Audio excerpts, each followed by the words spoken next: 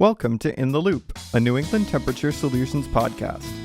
In today's episode, NET's president Dominick DeLuca will be sitting down with Tony Busch, sales manager for Control Concepts, on location in Chanhassen, Minnesota, to introduce you to the new Atom SCR Power Controller. Without further ado, here's Dom and Tony, helping you get in the loop. Hello, welcome to In the Loop, our podcast here from New England Temperature Solutions. Today we're in lovely Chanhassen, Minnesota at Control Concepts, and we're with Tony Busch, who's the sales manager. And Tony, why don't you introduce yourself to us? Yeah, thanks for having me. Like Dominick said, I'm Tony Busch with Control Concepts. If I wanted to start off with my background with Control Concepts, I've been with the company for 15 years. Started as a technician, worked my way into some field service work. A role opened up into sales. Had some bartending background in the past, and it just was a perfect fit. Really loved being the North American sales manager, helping out customers with difficult applications or just answering simple questions just on the fly. Yep. It's amazing to see all the heat treating applications that this country and world has, and being just blessed to be able to see some of that stuff firsthand that many people will never be able to experience. Right. It's fun to see how things are made. You know. Oh, it's sometimes incredible. I've seen somehow how some food is made, and I don't eat it anymore. But for the most part, the high temperature stuff we don't eat, so it's good. It's good to see it. And how about personally? Personally, yeah, good question. So I grew up hunting and fishing pretty much my whole life. Spent a lot of time on the boat in the woods with my dad, with my uncles and family. It's been a big part of my background. I like being outdoors, doing anything to get some fresh air away from some screen time. And beyond that, I spend a lot of time crafting my barbecuing skills. Okay, I'm not a professional, but I can probably compete if I needed to. So nice. Yeah, right. It's a lot of fun. Children, yeah, yep. I have a 6-year-old, an 8-year-old daughter, and then a 19-year-old son. Which is why you, like I, have no hair. Yep, there you go. Yeah, yep, okay. Yep. And you have a dog, right? I do have a dog. Okay. Yep.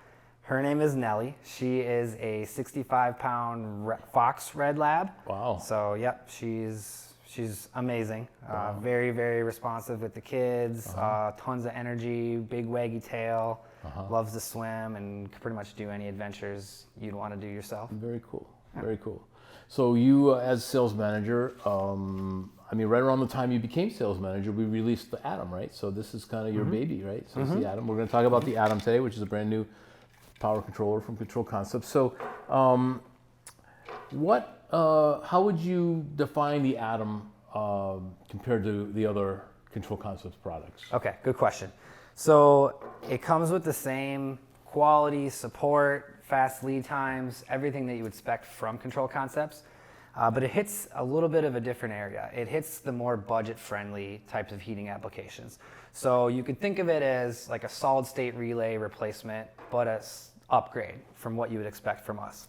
Right, so solid-state relay wouldn't have a lot of the features this has, and Yeah. in today's digital world, people want communications and things like that, so it kind of bridges that gap, right? So, and it's small, so what value is it being as small as it is? I mean, it's small because it has less features, obviously, but is there a value to the smallness of this? There's a lot of value there with what it costs to produce a panel and the sheet metal and everything that you can save, cut down on your customer's floor print.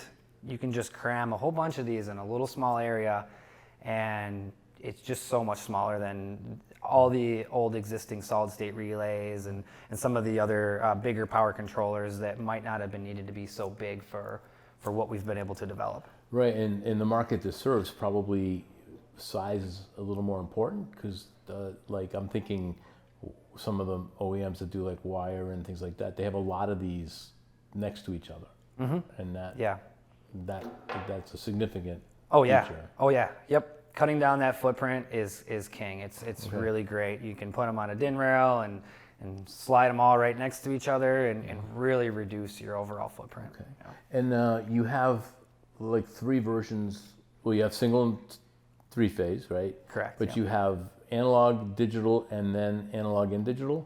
Yeah. Okay, Yeah. talk about that. Yep, absolutely.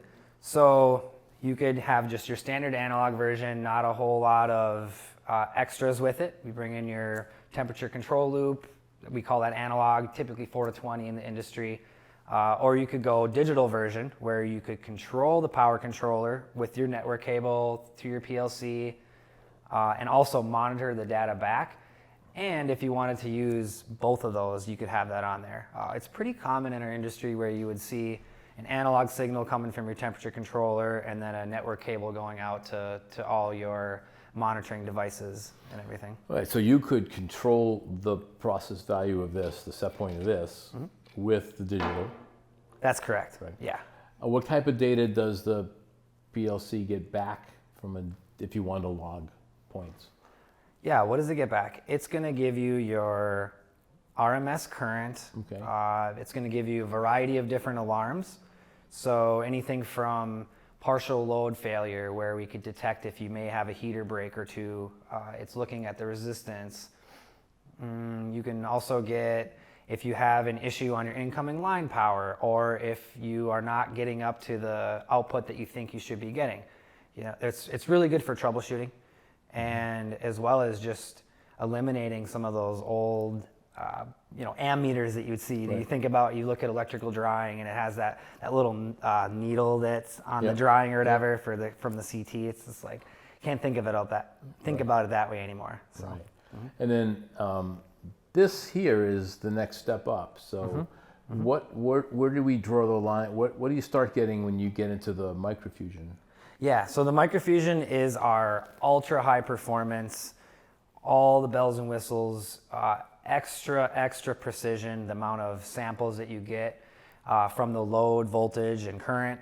That's going to be your microfusion. It's a much more populated circuit card, but you're going to pay the premium for what you get for it, which is a good thing. I mean, there's tons of users that have that, but if you want something a little bit more simplistic, you're definitely looking at the Atom. Right. And I remember when this came out, this was really small. Yeah. Yeah. Right. Yeah. And then this should have been micro, right? Yeah. Yep. So, yep. Yeah. It was crazy how we were able to kind of keep shrinking things down from the original fusion down to microfusion. Right. Yeah. Right. And what kind of firing outputs does the Atom have? So the Atom in single phase, you can do phase angle fire, zero crossfire, and then also half wave DC. Okay. Yep. And communication protocols? Yes. So the big three. You have Ethernet IP, Profinet, and Modbus TCP. Okay. Yep. And so Profinet, Modbus, EtherCAT. Do you have EtherCAT on it?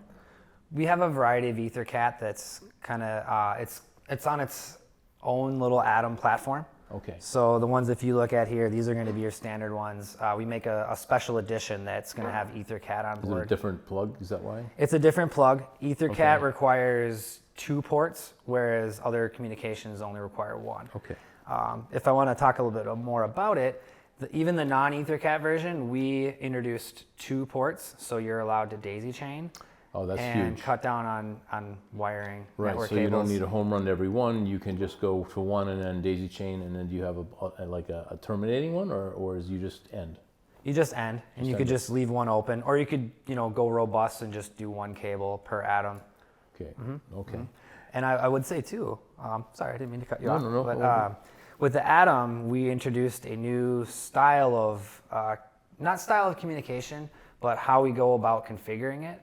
So if you run into an instance in the field where you ordered it as Ethernet IP and you actually realized you wanted to use Modbus, you can just reconfigure it on the fly. There's no hardware change. Oh, so the communications is it just Ethernet, or is it Profinet as well? That you Profinet as well. So you yeah. configure all of them. Yep, on yep. the fly. It's our own style connector, and Okay. it's just the Software change. Yep, software change. Oh, that's and big, because that wasn't the case with this, right? that's not the case with this. This is a little bit more hardware locked in Okay. microfusion at the moment. Yeah. All right, and that's good to know, because sometimes this is a product that goes to various locations, and they may decide they want to. Like we get a lot where they wanted Modbus, TCP, and then they realize, oh, I need IP.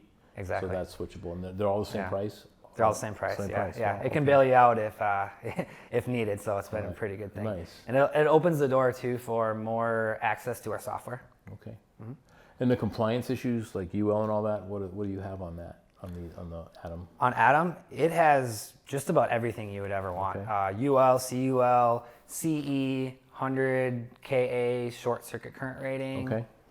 RoHS. There's probably a few that I'm leaving out, but it's fully compatible with pretty much everywhere we'd ever want to be. All right. And then how big can you get it? What are the sizes that it comes in? Good question. So single phase, it starts off at 16 amps, and there's a variety of amp sizes up to 65 amps. Okay. And then in three phase, it starts off at 16 amps and goes up to 80 amps. Okay. And if you were to take a look at one of our 80 amp three phase units, this is a bigger single phase unit, but it's amazing how small that 80 amp Atom is in the three phase. Okay. We've been anticipating it for a long time, and like you said, it came into my current management role, and it was right on time because I've seen many facilities that were just itching for a product that small that could do as much as we can offer. Nice. Nice. And then it has some features in it like that. This has like the sync guard and the trans guard. Can you talk about how that works? Oh, sure. Yeah. So the sync guard is actually a very popular feature for anytime you're using zero cross. And it allows you to sync up multiple zero cross power controllers and time them so they're not all going to fire at the same time. So those of you that may or may not be familiar with zero cross, it's full wave firing or blinking or pulsing to your load, where it's 100% on, then off, then on, then off. Well, if you have multiple of them together, we can talk amongst each other and not fire them all at the exact same time. So there's some restrictions. I mean, if you're trying to tell them to all turn on at the same time, there's nothing it can really do for you there because it's just how it has to be. But you come in the morning, everything's on full blast. It's not going to do that. But when they're in a proportion mode, they would definitely. Yep, absolutely. Okay. Yep, and that's going to help out with your utilities. It's going to cut down on peak current draw. Your power company is going to take a look at a certain segment, and if you ever were to reach above peak current draw, you're going to get penalized, and that's going to stay on your bill for the rest of your month. Okay, so peak demand. Okay, very good. And how do you compare to? Is there any competition to this? There is competition. You don't have to use any names. I was going to say you maybe do have not names, some names, but there. What differentiates you from your competition on this? Okay, good question. There's a couple ways to go about it. I would say the one that stands out the most is the size and the value that's there is comparable to a few others, but what we have is the digital communications on board. It opens up a whole new world for what you want to do either now or in the future. So that's new. So this type of instrument in the past had not, in its price range, had not had digital comms. You're correct. Okay. Yes. Yep. All right, and I think price-wise, it's set in a very nice spot where it's very competitive. Very competitive. Very competitive. Yeah. And then you add the communications to it, it becomes extremely competitive in today's world. So, what would your elevator speech be to somebody about why they should buy an Atom that might be considering solid-state relays even? Let's say Atom versus a solid-state relay. Why would you do that? Why would you do that? Because there's a lot more, still more money. I mean, it's not $100. It's probably $300, maybe ish, the low end. It's very similar. Yeah. What you get with the Atom is it's a fully digital unit. So in the past, you'd have these solid-state relay pucks, and you had to mount them on a heatsink. Those heatsinks were bigger. We engineered a nice small heatsink, so you're going to save on footprint. And typically in the past, you would have some sort of way to trigger this solid-state relay. And we had our own. We call them firing cards. But you calibrate them, and there's a span pod and a zero pod, and it's a little analog potentiometer. And over time, those things can drift. It's just the way that the properties are. Well, with the digital product, it's set it and forget it. We calibrate everything, it's locked in, and 10 years from now, if we're telling you that you've got 6.7 amps coming out, you're still going to see that exact same reading. Okay. There's no calibration shifts by any means. It's locked in. You don't have to worry about it. Okay, cool. And why should someone select Control Concepts? Not just about the Atom, but just as a company. Sure, as a company. Some of the main reasons why I love working here. It's just quality of product. It makes it really easy to go day to day and talk to people and hear how much they enjoy it versus some of the negatives you might hear around the industry with, Yep. they don't ship with dead on arrivals. They're just very, very high quality. Why you'd want to select Control Concepts is we pick up our phones. We're always there for you. We have tons of expert support. It's pretty much the one-stop shop. You're going to get what you need from us right away. You got great reps, especially in New England. Yes, Yeah, absolutely. The reps make up so much value. Nets has been amazing. The only thing we were hoping you'd bail us out of New England with your football team, and you didn't help us out at all. We're thinking, at least we'd had somebody to root for, but now we have nobody to root for. I don't know from a football point of view. But well, Tony, thank you for taking this time. I appreciate it. And if anybody has any questions about this, you can contact us through our website. We'll get the answer for you or put you in contact with Tony. And these guys are great. They pick up the phone.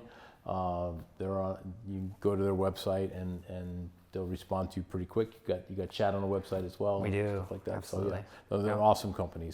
But thank you for joining us today. Again, any questions, let us know. Take care. Bye-bye. All right. Thanks, Tom. Oh, yeah. There we awesome. go. No Got it. shake I my love hand it. at the end. You want a hug? No, we're not going to hug. Yeah. All right. Thank you. Goodbye. Thank you. Thank you for getting in the loop with us. We hope this podcast has been informative, and if you need assistance with anything in the thermal process industry, please feel free to reach out to us at 800-848-NETS. That's 800-848-6387. Or you can find our contact information on our website at www.nets-inc.com. If there are any topics you would like to hear about on a future episode, please send us a comment. The team at Nets is here to help, and we hope you have an awesome day every day.